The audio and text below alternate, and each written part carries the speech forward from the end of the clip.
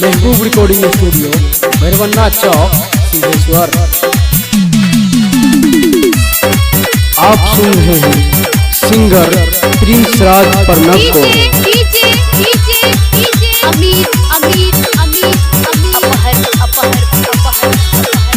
हमरा से चैलेंज करके बाज मुँह संभार के, हमरा से चैलेंज करके बाज मुँह संभार के।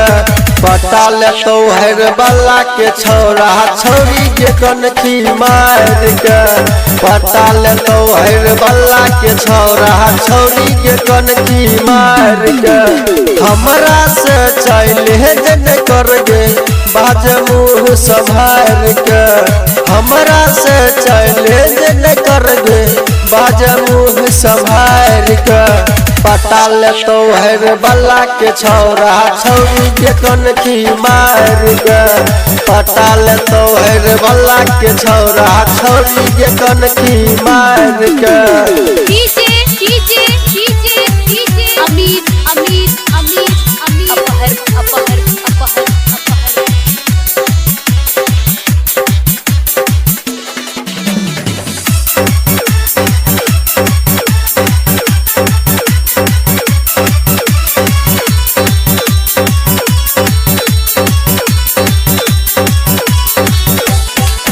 हाथ में रुमाल लेके घूम बाजार में, बुढ़वा जवन का रहो तोहरे इंतजार में, तोहरे इंतजार में।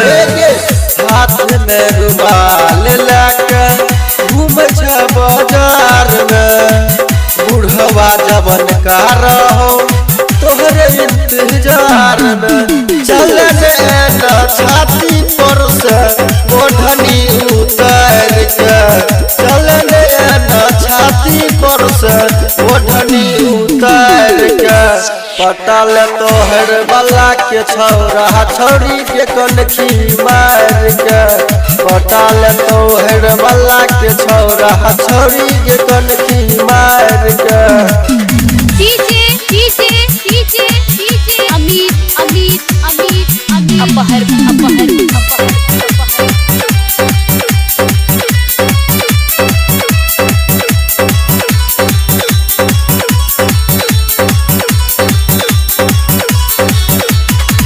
अपना आप के बुझे तू पूरा पवित्र, तोरा देख के छौरा सबके बिगड़े छै चरित्र, बिगड़े छै चरित्र।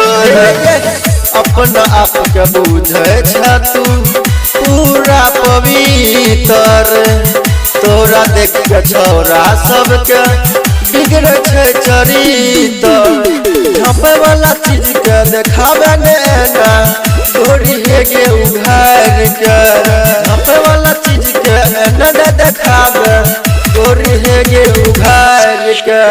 पटा ले तो हर बल्ला के छौरा छौरी के कनखी मार के, पटा ले तो मुरलीगंज के छौरा छौरी के कनखी मार के,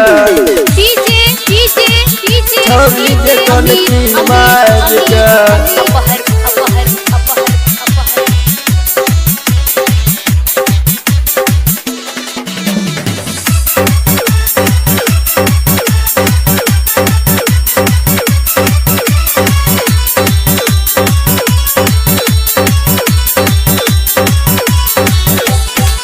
सुमित परोस भैया तोर छौ दीवाना, अब न चल तो तोर होएगे कवनो बहाना, कवनो बहाना।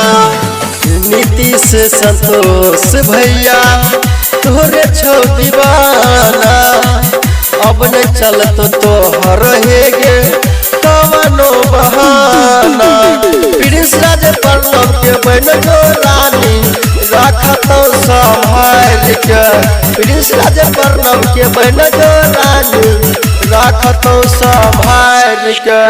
पता ले तो टंगरा के छौरा छौरी के कनखी मार के, पटा ले तो कुमारखंड के छौरा छोरी के कनखी मार के पटा ले तो सिकरहटी के छौरा छोरी के कनखी मार के पटा ले तो बेरबन्ना के छौरा छोरी के कनखी मार के पटा ले तो हरबल्ला के छौरा छोरी के कनखी मार के पटा ले तो मुरलीगंज के छौरा छोरी के कनखी मार के अपहर अपहर अपहर अपहर